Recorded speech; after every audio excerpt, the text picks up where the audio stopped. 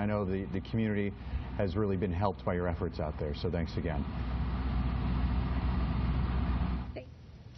Joining us again is Cooley Law Professor Gardner.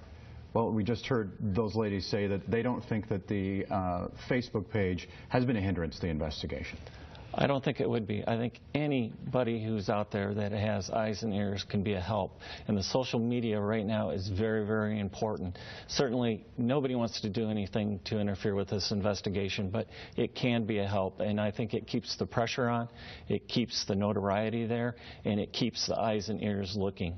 And when you're doing that, you're eventually going to run into somebody who sees something, reports it, and that can result in a key piece of evidence or the case being solved. And it is incredible how quickly the word got out literally within minutes, and that is because of Facebook and Twitter and getting the pictures out and now the suspect, and that could be the key in solving this. I think it's always the key to get as much information out there as you can immediately, because that's when it's fresh and that's when people are looking. So to keep that kind of pressure on at this point, I think can be of benefit.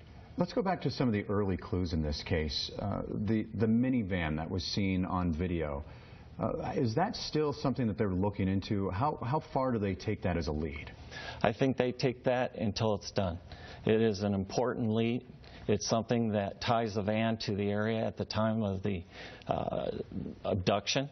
And it's what they have to go with, and I think it is an important lead, and it's one that they're not going to let go of. One thing that hasn't been done yet, there hasn't been any kind of a ground search that we know of, not any organized effort anyway in huge numbers. Do you think that's important, and do you think that's something that's coming? Well, I think it will eventually be coming, but you need to have some sort of indicators. And I handled a case back in the 90s with Dean Metcalf, and we actually hopped on a plane and went over to the other side of the state and spent 2 days searching areas to try to locate the body of that young woman.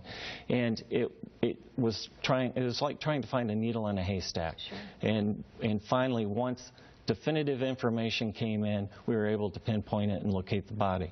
So I think to go out and look without additional information at this point would be fruitless. And again, it's going to be so tough on the people in the trenches doing the investigation. Gosh, yeah. What would you tell them to help them keep going in this? Well, I think we've been involved in a lot of these investigations, and I think things like this, the fact that you have a young woman who is missing, it brings home how important it is, and I think that's a motivating factor, and I think that is enough to keep them going. Mm-hmm. And it's become personal. We've heard some of them say, you know, this isn't just a case, this is personal. They are living it and breathing it every day, and when they aren't out on the streets, they're thinking about it. Mm-hmm. They won't let it go. Well, hopefully it can come to a positive conclusion. Thanks again for being here. Appreciate it. Thank you.